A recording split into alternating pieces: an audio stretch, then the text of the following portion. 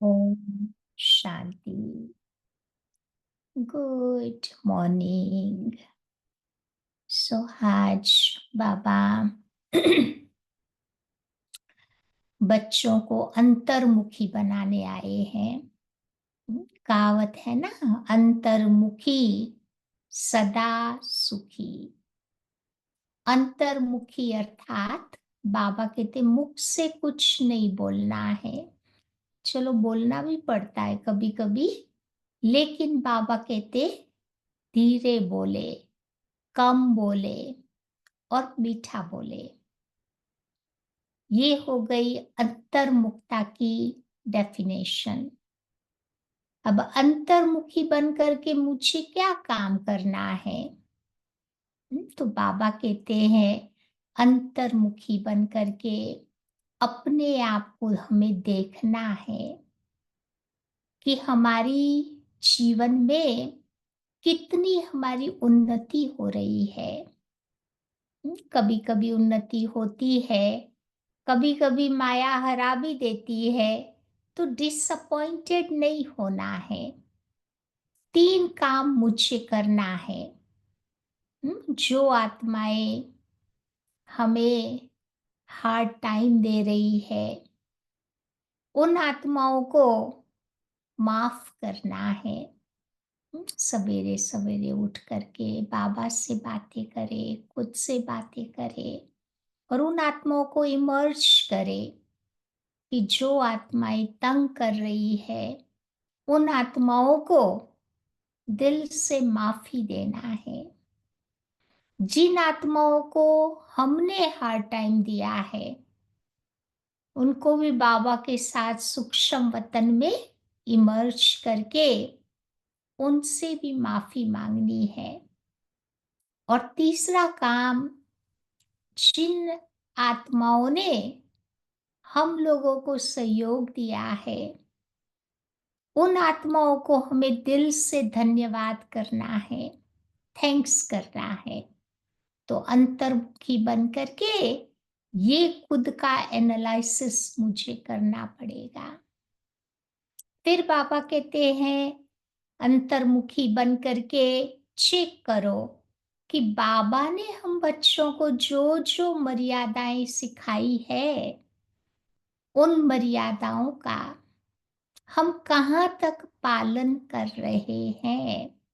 क्योंकि कहते हैं ना कि योगियों के जीवन में संयम नियम होता है।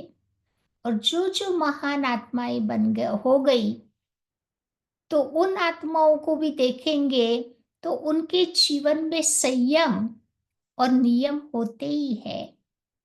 तो मुझे चेक करना है कि मेरे संस्कार, मेरी कर्मेंद्रियां कहाँ तक श्रीमत के अनुसार काम कर रही है। फिर अंतर्मुखी बन करके बाबा कहते हैं कि ज्ञान का मंथन भी करना है। बाबा तो ज्ञान अथाह देते हैं।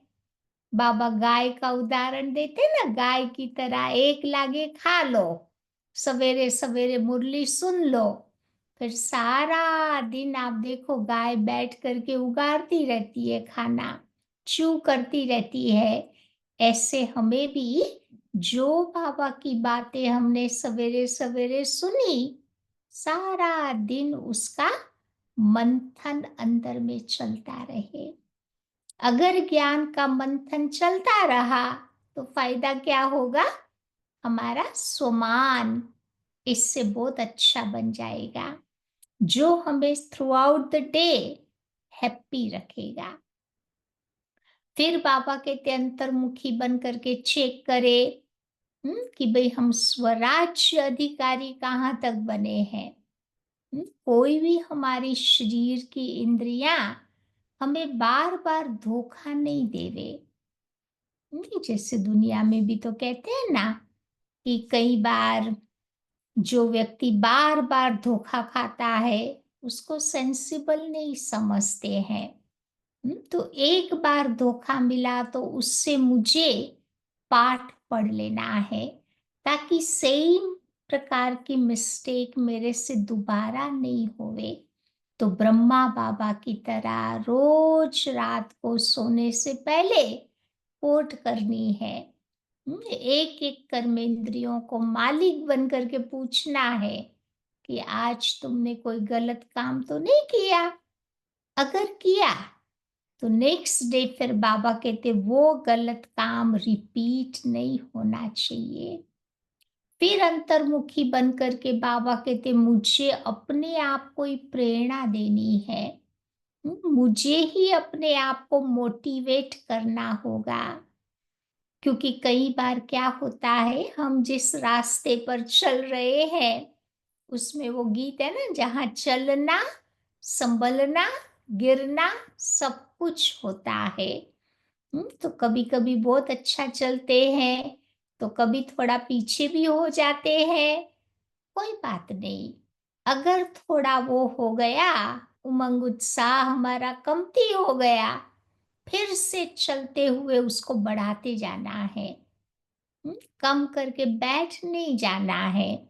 स्पाइडर भी आप देखो, वो मकड़ी होती है ना, कितना पुरुषार्थ करती रहती है, कितना बारी वो गिरती है, बैठ नहीं जाती है, वो अपना काम करती रहती है। तो ऐसे मुझे अपने आप को बार बार प्रेरणा देनी होगी, ताकि हम भी इस मार्ग में आगे बढ़ते जावे। फिर अंतर्मुखी बन करके हमें अपने आप से बातें करनी है और चेक करना है कि मैंने अपने जीवन में क्या प्रोग्रेस किया। हम कितना न्यारा प्यारा बने, कितने हम साक्षी दृष्टा बने, इन सब बातों को चेक करते हुए अपने आप से बातें करते रहे। अपने आप से बातें करेंगे तो बाबा कहते हमारे जीवन में सुधार आएगा। फिर बाबा कहते अंतर्मुखी बन करके मुझे मौन में रहना है।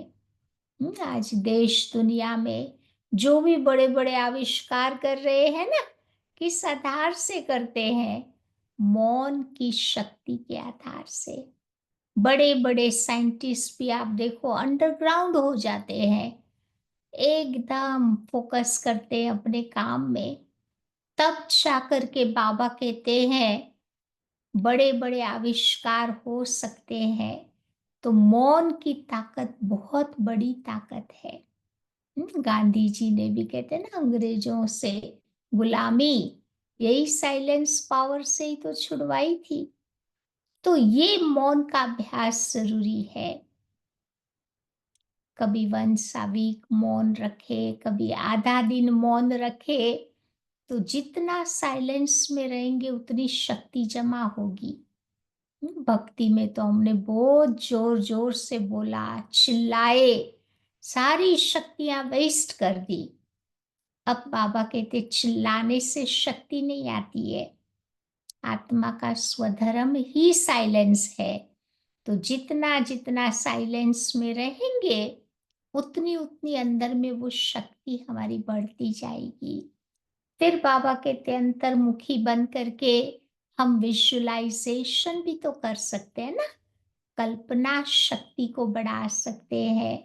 कभी स्वर्ग का अनुभव करें, कभी बाबा 5 अपने स्वरूपों की जो ड्रिल सिखाते हैं वो करे, कभी स्वदर्शन चक्रधारी बन जावे, कभी पूरा दिन अपने आप को एंजेलिक फॉर्म में देखे।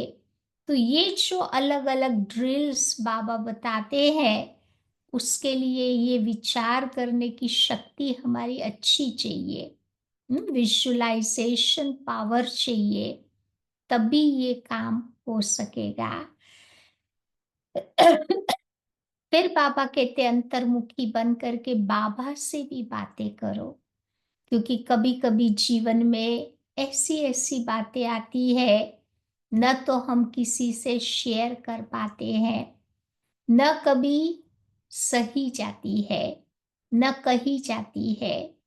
तो ऐसे टाइम पर बाबा के पर ट्रस्ट रख करके, विश्वास रख करके, जो बातें हमारे दिल में है वो हम बाबा से करें। Heart to heart chit chat जिसको बाबा कहते हैं। हम्म, तो बाबा हमारी बातों को सुन करके बाबा हमें गाइड भी करेगा। दुनिया में तो देखो किसी को दिल की बात बोलो, छोटी बात बड़ी करके उसका प्रचार प्रसार कर देंगे, लेकिन बाबा के पर तो हम ट्रस्ट कर सकते हैं। बाबा उसको ब्रॉडकास्ट नहीं करेगा, अपने में समा लेगा और हमें गाइड करता रहेगा। तो ये अंतर्मुखी बन करके मुझे ये सारे काम करने हैं, तो उससे मुझे क्या फायदा होगा?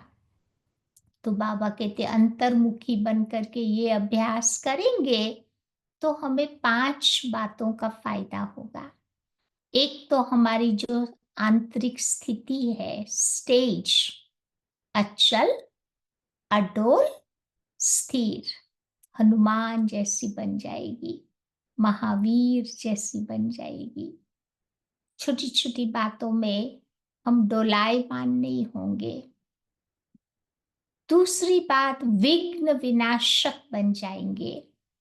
जो हमारे जीवन में विघ्न आते हैं उसका तो सामना करेंगे ही, दूसरों के विघ्नों को भी पार करने में हम उसे मदद कर पाएंगे।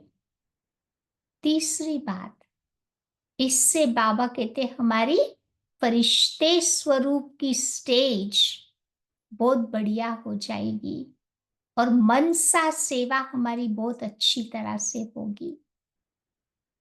चौथा फायदा बाबा कहते हैं कि अंतर्मुखी बनने से हमारे अंदर एकाग्रता की शक्ति बढ़ती जाएगी और एकाग्रता के कारण हमारा कंसंट्रेशन पावर बहुत अच्छा रहेगा। कोई भी काम करेंगे, कम मेहनत, ज्यादा प्राप्ति का अनुभव होगा। और पांचवी बात, बाबा कहते हैं ऐसी अंतर्मुखता के कारण ही हम कई ऐसी सुंदर बातें शेयर कर पाएंगे, अपने अनुभवों को दूसरों के साथ शेयर कर पाएंगे, उनको इंस्पायर भी कर पाएंगे। तो ये 5 फायदे बाबा कहते अंतर्मुखता की स्थिति में स्थित होने से आत्मा करती रहती है। तो आइए सुनते हैं आज की बाबा की मुरली। आज की बाबा की मुरली है 27 तारीख की। आज की मुरली में बाबा कहते हैं, मीठे बच्चे, हद के संसार की वाहियात बातों में अपना टाइम वेस्ट नहीं करना है। दुनिया की बातें कोई काम की थोड़ी होती है, क्यों हम अपना टाइम एनर्जी उसमें वेस्ट करें। बुद्धि में सदा रॉयल ख्यालात चलते रहे। क्योंकि रॉयल परिवार में जाने वाले हैं ना, रॉयल बाबा के बच्चे हैं, तो हमारे ख्यालात भी बड़े शानदार रॉयल होने चाहिए, ऑर्डिनरी नहीं होने चाहिए। आज का प्रश्न है, कौन से बच्चे बाप के हर डायरेक्शन को अमल में ला सकते हैं? कौन से बच्चे? तो आज बाबा कहते जो मेरे अंतर्मुखी बच्चे हैं वो अपना शो नहीं करेंगे, रूहानी नशे में रहते हैं। अपने पर अटेंशन नहीं खिंचवाएंगे। बाबा कहते गुप्त रूप में वो अपना कार्य करते रहेंगे। वही बाबा के हर डायरेक्शन को अमल में ला सकते हैं। तुम्हें मिथ्या अहंकार कभी नहीं आना चाहिए। अंदर की बड़ी सफाई हो, आत्मा बहुत अच्छी हो और एक बाबा के साथ तुम्हारा सच्चा लव हो। कभी लून पानी अर्थात खारेपन का संस्कार न हो। अलग अलग करने का संस्कार नहीं, लड़ाने का नहीं, मिलाने का संस्कार। तब बाबा का हर डायरेक्शन अमल में आएगा। ओम शांति। बच्चे सिर्फ याद की यात्रा में ही नहीं बैठे हैं, बच्चों को ये भी फखूर है कि हम श्रीमत पर अपना परिस्थान स्थापन कर रहे हैं। इतना उमंग और खुशी रहनी चाहिए। अब कीचड़ पट्टी आदि की सब वाहियात बातें निकल जानी चाहिए। बेहद के बाबा को देखते ही एकदम उल्लास में आ जाना चाहिए। जितना जितना तुम याद की यात्रा में रहेंगे, उतना क्या फायदा होगा?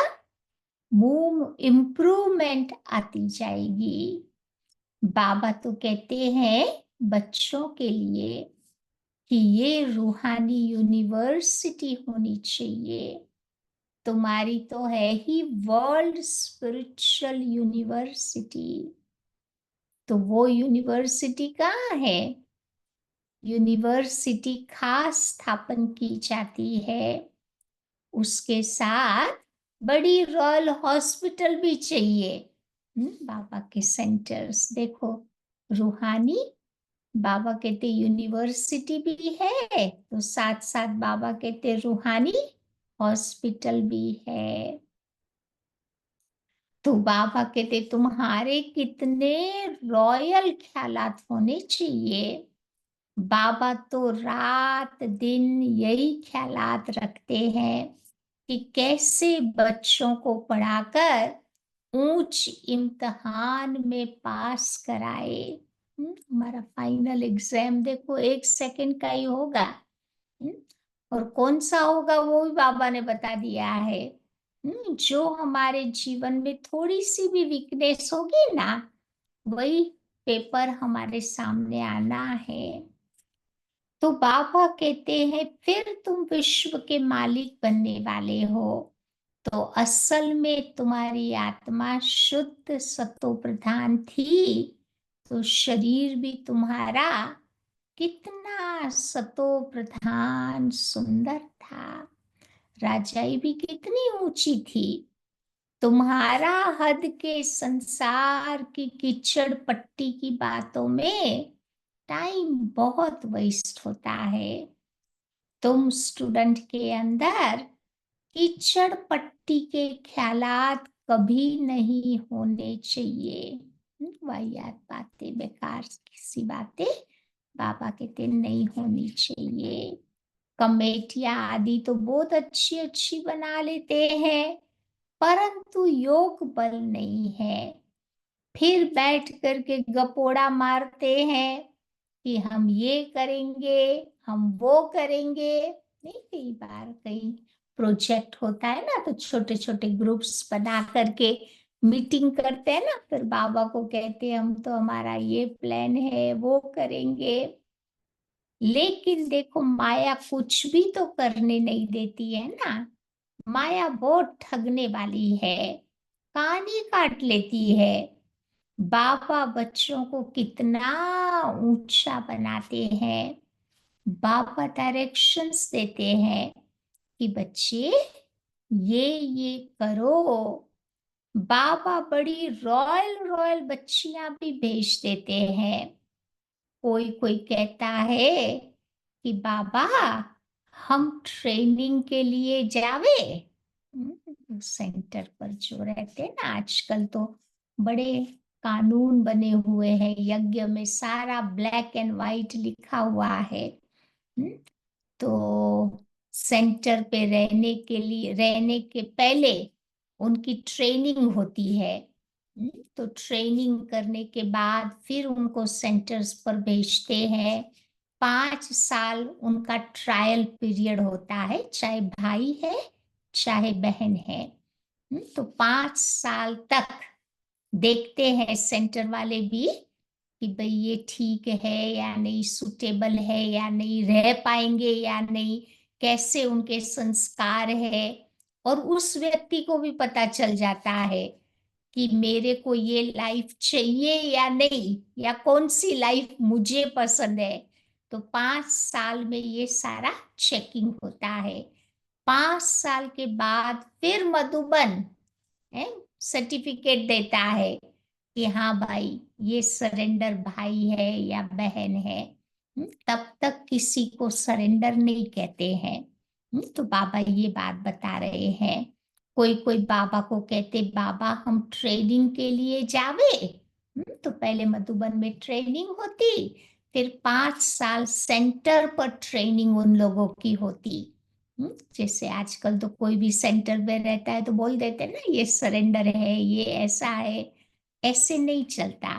5 साल के बाद जब मधुबन ठप्पा लगावे, तब कहा जाता है उस व्यक्ति को सरेंडर। तो बाबा कहते बच्चे पहले तुम अपनी कमियों को तो निकालो, अपने को देखो, हमारे में कितने अवगुण हैं। अच्छे अच्छे बच्चों को भी माया एकदम लून पानी कर देती है। ऐसे खारे बन जाते हैं जो बाबा को कभी याद नहीं करते। क्योंकि शुरू शुरू में नशा चढ़ता है तो आ जाते हैं बाबा के पास सब कुछ छोड़ छाड़ के। फिर बाद में रियल लाइफ का पता चलता है, या तो फिर बाबा कहते छोड़ के चले भी जाते हैं। ज्ञान का ग भी नहीं जानते, लेकिन बाहर का बहुत बड़ा शो करते हैं। लेकिन बाबा कहते यहाँ पर ये सब नहीं चल सके। क्योंकि ज्ञान योग का आधार कौन सा है। तो बाबा कहते यहाँ पर बच्चों को अंतर्मुखी बन करके रहना चाहिए। परंतु कईयों की तो चलन ही ऐसी होती, जैसे अनपढ़ जट जाट लोग होते हैं ना, थोड़े से पैसे हैं तो उनको नशा चढ़ जाता। लेकिन ये नहीं समझते कि हम तो कंगाल है। तो यहाँ पर भी माया उनको समझने नहीं देती। माया बड़ी जबरदस्त है। थोड़ी सी महिमा करते तो बस उसी में ही खुश हो जाते। हम्म, क्योंकि लोग आते हैं ना अलग अलग मोटिव से आते हैं ना। तो बाबा ये समझा रहे हैं आज।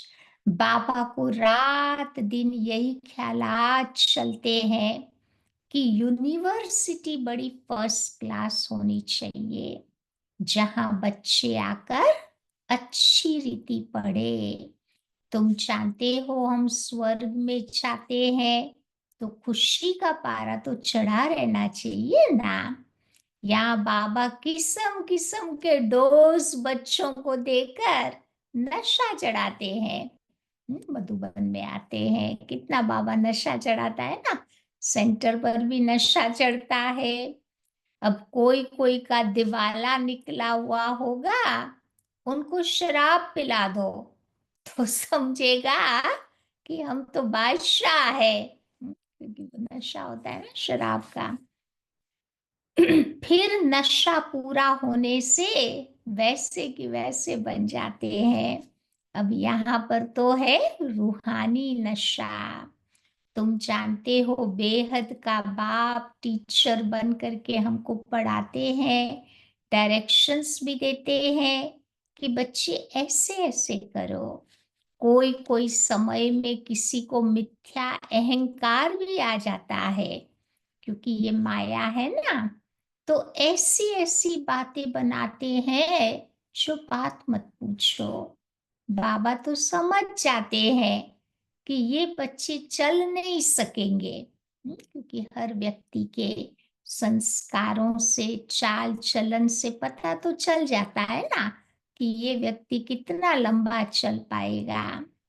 यहाँ पर अंदर की बड़ी सफाई चाहिए, आत्मा बहुत अच्छी चाहिए। अभी तुम्हारी बाबा के साथ लव मैरिज हुई है।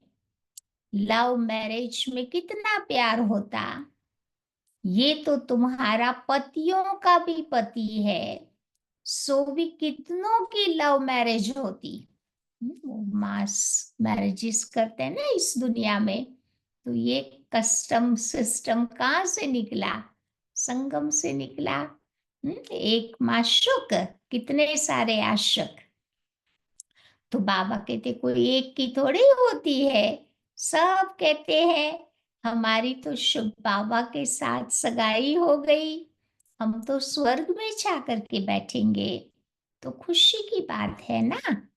अंदर में आना चाहिए कि बाबा हमको कितना ज्ञान योग से श्रृंगार करते हैं। शिव बाबा श्रृंगार करते हैं इन द्वारा, ब्रह्मा द्वारा।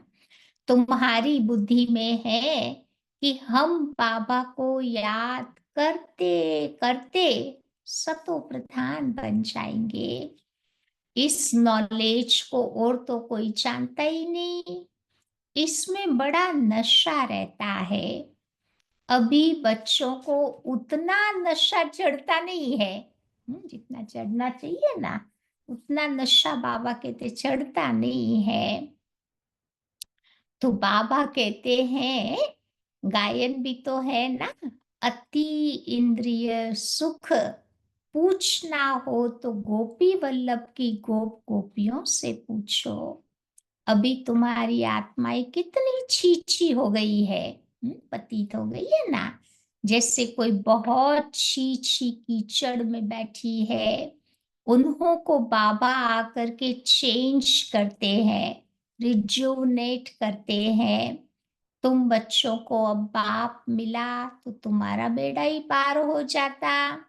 समझते हो हम बेहद के बाप के बने हैं, तो हमें अपने आप को जल्दी जल्दी सुधारना चाहिए। क्योंकि समय थोड़ा है, काम बहुत सारे करने हैं। इसीलिए बाबा कहते हैं टाइम को वेस्ट न करके जल्दी जल्दी अपने आप को सुधारना है।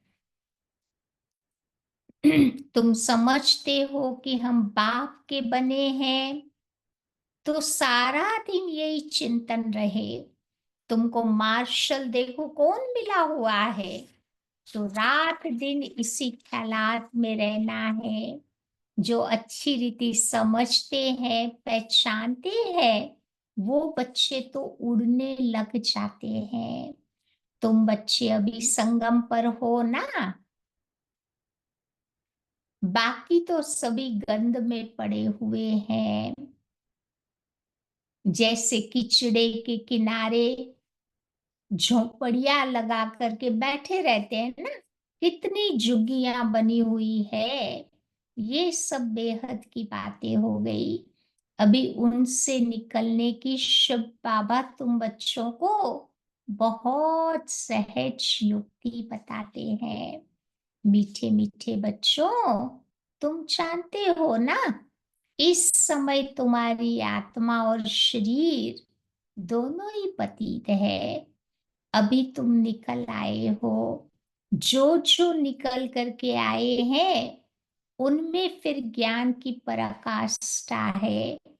तुमको बाप मिला, फिर क्या चाहिए?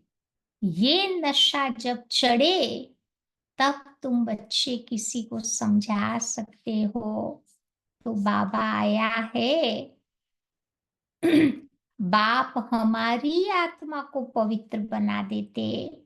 आत्मा पवित्र बनने से फिर शरीर भी तुम्हें फर्स्ट क्लास मिल जाता। अभी तुम्हारी आत्मा कहाँ बैठी है? कहाँ बैठी है? बाबा ने बहुत अच्छा नाम दिया है। बाबा कहते इस झुग्गी में आत्मा बैठी हुई है। शरीर रूपी झोंपड़ी में बैठी है ना आत्मा। तमो प्रधान दुनिया है। कीचड़े के किनारे पर आकर के बैठे हैं। विचार करो, हम कहाँ से निकले हैं? बाबा ने गंदे नाले से निकाला है। कलयुगी दुनिया गंदी तो है। अब हमारी आत्मा स्वच्छ बन रही है। रहने वाले भी फर्स्ट क्लास महल बनाएंगे। हमारी आत्मा को बाप श्रृंगार कर स्वर्ग में ले जा रहे हैं। तो अंदर में ऐसे-ऐसे ख़्यालात बच्चों को आने चाहिए, बाबा तुम्हारा कितना नशा चढ़ाते हैं, तुम इतना ऊँच थे, फिर गिरते-गिरते आकर नीचे पड़े हो। शिवालय में तो आत्मा तुम्हारी कितनी शुद्ध थी, फिर आपस में मिल कर के जल्दी-जल्दी शिवालय में जाने का उपाय करना चाहिए। बाबा को तो बड़ा वंडर लगता है, बच्चों का वो दिमाग कभी नहीं चलता। बाबा हमको कहाँ से निकालते हैं? पांडव गवर्नमेंट स्थापन करने वाला बाप है। भारत जो हेवन था, अभी इस समय हेल बन गया। तो आत्मा की तो बात है, आत्मा पर ही तो तरस पड़ता है ना। एकदम तमो प्रधान दुनिया में आकर आत्मा बैठी है। इसीलिए आत्मा बाबा को याद करती है और कहती है, क्या कहती है बाबा को? कि बाबा हमको वहां ले जाओ। तो यहाँ बैठे भी तुमको ये ख्यालात चलाने चाहिए। इसीलिए बाबा कहते कि बच्चों के लिए फर्स्ट क्लास यूनिवर्सिटी बनाओ। ये यूनिवर्सिटी तुम्हारी कल्प कल्प बनती है, तो तुम्हारे ख्यालात बड़े आलीशान होने चाहिए। अभी वो नशा चढ़ता नहीं है। नशा हो तो पता नहीं क्या करके दिखावे। बच्चे इस यूनिवर्सिटी का अर्थ भी नहीं समझते। उस रॉयल्टी के नशे में उतना नहीं रहते। रहते हैं लेकिन जितना बाबा चाहते हैं उतना नहीं रहते। क्यों नहीं रहते? क्योंकि माया दबा करके बैठी है। बाबा समझाते हैं कि बच्चे कभी भी अपना उल्टा नशा मत चढ़ाओ। उल्टा नशा माना कभी भी अहंकार में नहीं आना है। हर एक अपनी अपनी क्वालिफिकेशंस को देखे कि हम कैसे पढ़ते हैं, हम क्या मदद करते हैं। सिर्फ बैठकर बातों का पकोड़ा नहीं खाना है। कहीं वो सेब चल्ली की तरह होते हैं ना, बड़े बड़े विचार, बड़ी बड़ी बातें करते हैं, करते कुछ भी नहीं है। अब जो कहते हो वो पहले तुम्हें करना तो चाहिए ना, खाली बातों के पकोड़े नहीं खाना है। बाबा कहते वो काम करके भी दिखाना है। गपोड़े नहीं गपोड़े नहीं लगाने हैं कि ये करेंगे वो करेंगे। आज कहते हैं ये करेंगे और कल मौत आ गया तो सब कुछ खत्म हो जाएगा। सतयुग में तो कभी ऐसे नहीं कहेंगे। क्या नहीं कहेंगे? आज का काम आज ही करेंगे, कल के पर नहीं डालेंगे। वो कलयुग का सिस्टम है। तो बाबा कहते वहां तो कभी अकाले मृत्यु भी नहीं होता, वहां तो काल भी नहीं आ सकता। वो तो है ही सुख धाम। सुख धाम में काल को आने का हुक्म नहीं है। हम्म, यानी मृत्यु शब्द ही वहां यूज नहीं करेंगे। ऐसे नहीं शरीर नहीं छोड़ेंगे, शरीर छोड़ेंगे लेकिन पूरी आयु के बाद। जैसे सतयुग की आयु है 150 साल, तो 150 वर्ष के बाद अपनी मर्जी से शरीर छोड़ा। वो यमराज आके नहीं लेके गया किसी को। अपनी मर्जी से शरीर छोड़ना वो अलग बात है। तो रावण राज्य और राम राज्य के अर्थ को भी समझना है। अभी तुम्हारी लड़ाई है ही रावण से। दे अभिमान भी तो कमाल करता है ना, जो एकदम आत्मा को पतित बना देता। तुम समझते भी हो कि वहां हमारे महल कैसे बनेंगे। अभी तो तुम संगम पर आ गए हो ना, नंबरवार सुधर रहे हो, लायक बन रहे हो। तुम्हारी आत्मा पतित होने के कारण शरीर भी पतित मिले हैं। अभी मैं आया हूं तुमको स्वर्गवासी बनाने। तो याद के साथ साथ दैवी गुण भी चाहिए। अब ये कोई मासी का घर तो है नहीं, इतना इजी नहीं है, थोड़ी मेहनत तो करनी पड़ती है। बाबा समझते हैं कि बाबा आया है हमको नर से नारायण बनाने, परंतु माया का भी तो बड़ा गुप्त मुकाबला होता है ना। कितनी अपोजिशन होती माया के साथ। तो तुम्हारी लड़ाई है ही गुप्त, इसीलिए तुमको कहा जाता हम कोई शो नहीं करते हैं। चुपचाप अंदर ही अंदर पुरुषार्थ करते हैं।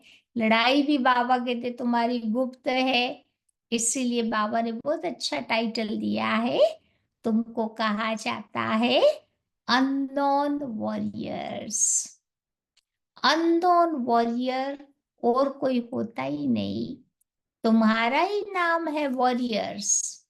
और तो सबके नाम रजिस्टर में है दुनिया के, जो वॉरियर्स होते हैं ना उनके नाम तो रजिस्टर्स में होते हैं।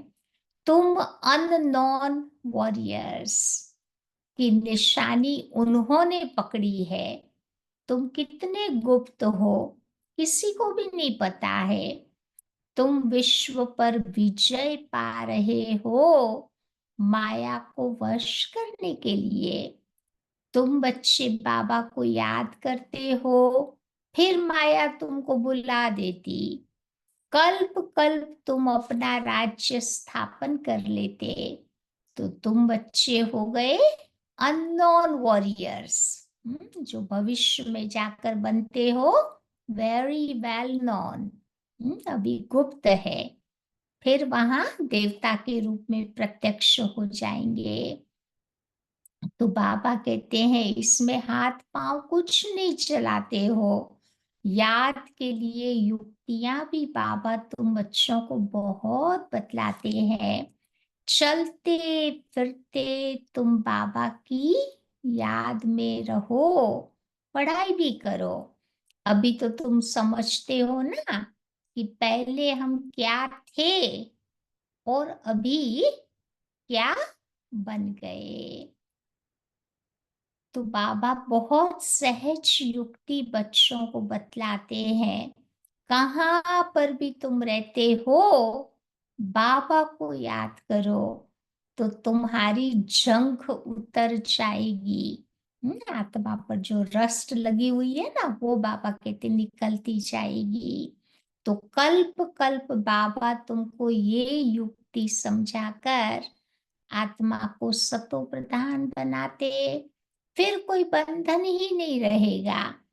कहाँ पर भी तुम जाओ बाबा को याद करते रहो, ताकि तुम्हारी आत्मा का मैल उतर जावे। आत्मा को कोई तिलक आदि लगाना लगाना नहीं होता है, ये तो सब भक्ति मार्ग की निशानी है।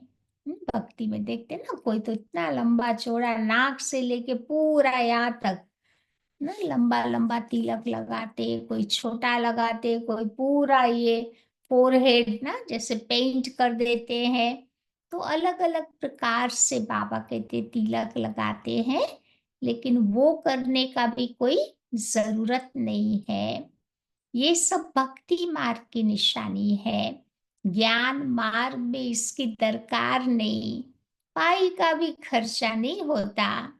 बस घर बैठे बाबा को याद करते रहो, कितना सहज है। वो हमारा बाप भी है, टीचर भी है, तो गुरु भी है। तो पहले बाप की याद, फिर टीचर की, फिर गुरु की। तो कायदा तो ऐसे ही कहता है ना, टीचर को तो जरूर याद करेंगे, उनसे पढ़ाई का वर्षा मिलता। फिर वानप्रस्थ अवस्था में गुरु मिलता। तो ये बाबा तो सब होलसेल में तुम बच्चों को दे देते हैं। उस दुनिया में तो अलग अलग टाइम अलग अलग लोग मिलते हैं ना। यहाँ तो बाबा कहते एक बाबा ही तुम्हारा सब कुछ है। तुमको 21 जन्म के लिए राजाई भी बाबा होलसेल में दे देते हैं। शादी में कन्या को दहेज गुप्त देते हैं ना, पहले के जमाने में देते थे। खाली चाबी हाथ में पकड़ा देते थे सूटकेस की। आज तो देखो कितना बड़ा शो करके फिर देते हैं। तो बाबा कहते शो करने की कोई दरकार नहीं। कहा गया है ना कि गुप्त दान महादान होता। तो शिव बाबा भी गुप्त है, सब गुप्त ही करते। इसमें अहंकार की कोई बात नहीं। कोई कोई को तो बड़ा अहंकार रहता कि हम सबको दिखावे। जो जो कर रहे हैं ना सबको बाबा कहते दिखाते हैं, थोड़ा करते भी है, 10 जनों को बोलते भी है। तो उसमें फिर वो पावर नहीं रहती। बाबा कहते यहाँ पर तो सब कुछ गुप्त है। बाबा तुम बच्चों को विश्व की बादशाही दहेज में देता है। कितना गुप्त तुम बच्चों का श्रृंगार हो रहा श्रृंगार हो रहा है, कितना बड़ा दहेज मिलता। तो बाबा कैसे युक्ति से देते हैं ये किसी को भी पता नहीं पड़ता। यहाँ पर तुम बच्चे बेगर हो, लेकिन दूसरे जन्म में क्या होगा? गोल्डन स्पून इन माउथ होगा। तुम गोल्डन दुनिया में जाते हो, वहां सब कुछ सोना ही सोना होगा। गोल्ड भी होगा, सोना मना आराम भी होगा। इसलिए यहाँ नहीं सोना है, यहाँ सोया तो वहां सोना नहीं मिलेगा। या तो बाबा कहते हैं कि शाहूकारों के महलों में वहां तो अच्छी जड़त होगी, फर्क तो रहेगा ना। प्रजा का घर देखो और महल देखो, फर्क तो पड़ेगा ना। तो ये भी अभी तुम बच्चे समझते हो कि माया सबको उल्टा लटका देती है। अब बाबा आया है तो बच्चों में कितना हौसला होना चाहिए, परंतु माया भुला देती है। अब बाप का डायरेक्शन है या ब्रह्मा का, इसमें भी कई लोग मूंझ जाते हैं। बाबा तो कहते हैं अच्छा व बुरा हो, तुम बाबा का ही डायरेक्शन समझो, उन पर चलना पड़े। चलो इनकी कोई भूल भी हो जाएगी तो बाबा अभूल करा देंगे। बाबा ब्रह्मा बाबा के बारे में बोलते थे। चलो कुछ गलत भी होगा तो शिव बाबा उसको ठीक कर देगा। तो बाबा का डायरेक्शन समझ करके चलना है, कंफ्यूज नहीं होना है। अब बाबा में तो ताकत है ना, तुम देखते हो ये कैसे चलते हैं। इनके सिर पर कौन कौन बैठे हुए हैं, एकदम बाजू में बैठे हैं ना। गुरु लोग भी बाजू में बिठा करके सिखलाते हैं। लौकिक में भी देखा होगा, गुरु का जो अनन्य शिष्य होगा उसको अपने बाजू में बिठाएगा, बाकी सारे चरणों में बैठेंगे। तो शिव बाबा कहाँ बैठे हुए हैं? ब्रह्मा बाबा को अपने बाजू में बिठाया है शिव बाबा ने भी। तो बाबा कहते इनको भी मेहनत तो करनी होती है। तमो प्रधान से सतो प्रधान बनने का पुरुषार्थ इसको भी करना पड़ता है। ऐसे नहीं कि शिव बाबा उनके तन में आए तो बाबा को कोई पुरुषार्थ नहीं करना पड़ा था। नहीं, पुरुषार्थ बाबा को भी करना पड़ा, ब्रह्मा बाबा को। तो बाबा तो कहते हैं बच्चे तुम मुझे याद कर फिर भोजन बनाओ। शिव बाबा की याद का भोजन और किसी को तो मिल ना सके। अभी के भोजन का ही तो गायन है ना।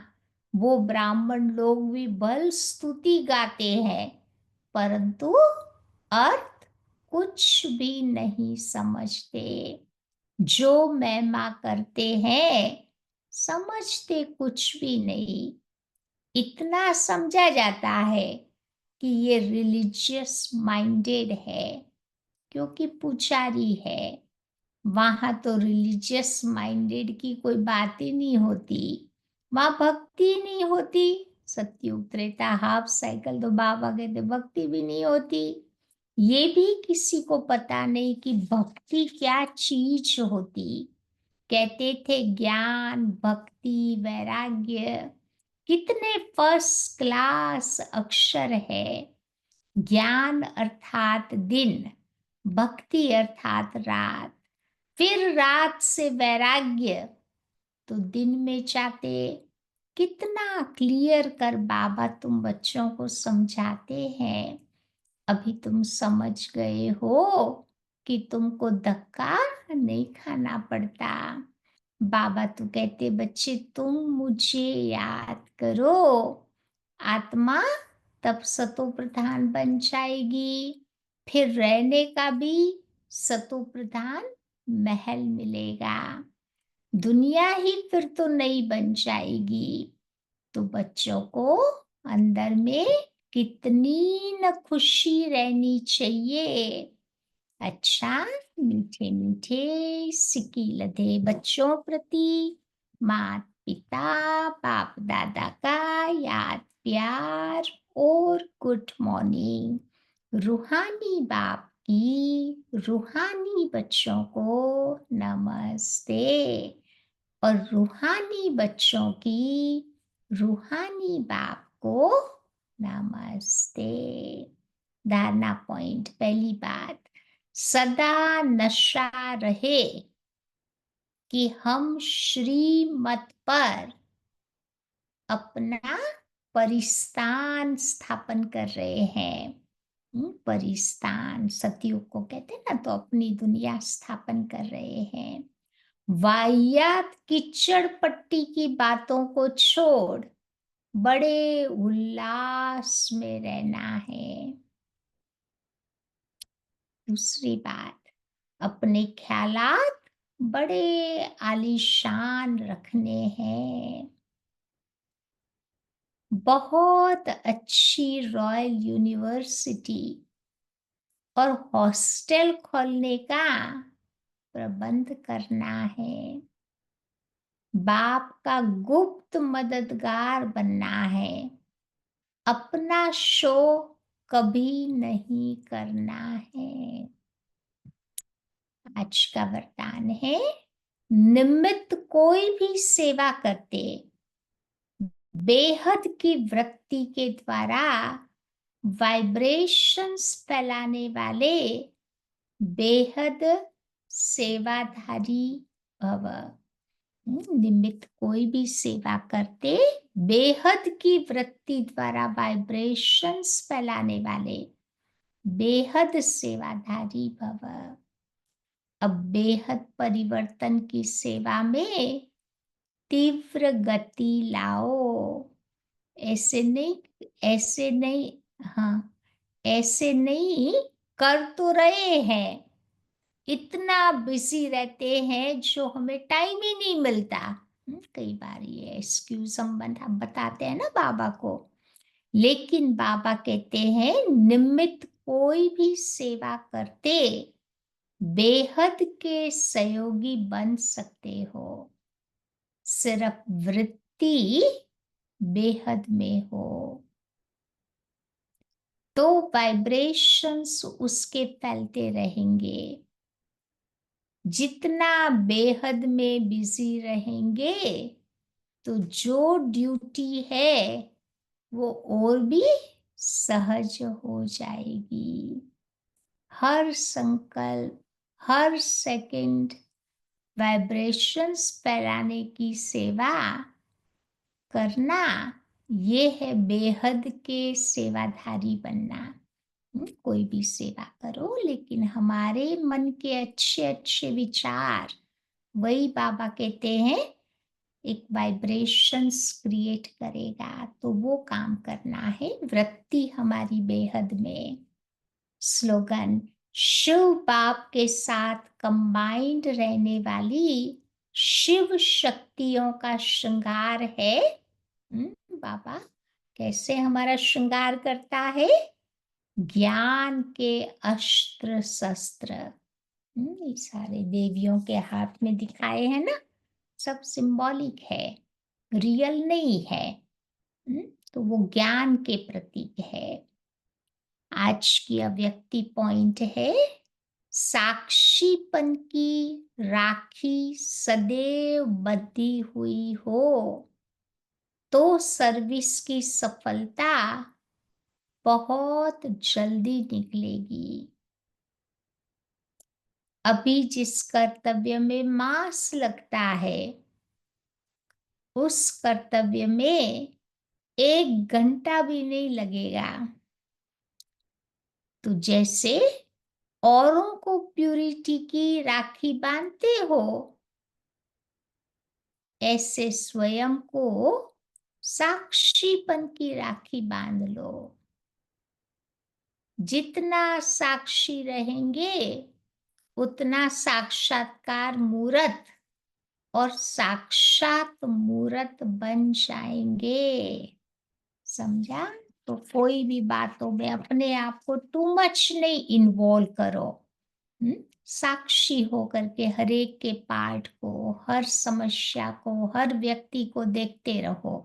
जैसे बाबा हम बच्चों को देखता है ना, कितने खेल करते हैं, बाबा को थोड़ा कुछ असर होता है या? तो ऐसे हमारी स्थिति पर किसी बात की अफेक्ट न आवे, वो है साक्षी अवस्था। ठीक, आज क्या याद करेंगे? बाबा ने बहुत सारे चेकिंग पॉइंट्स दिए हैं। तो आज सारा दिन अंतर्मुखी बन करके सब बातों की चेकिंग करेंगे। कोई वाहियात बातें अपनी मन में न आवे, उसका विचार न आवे, उसका ध्यान रखेंगे। ठीक है, चलो।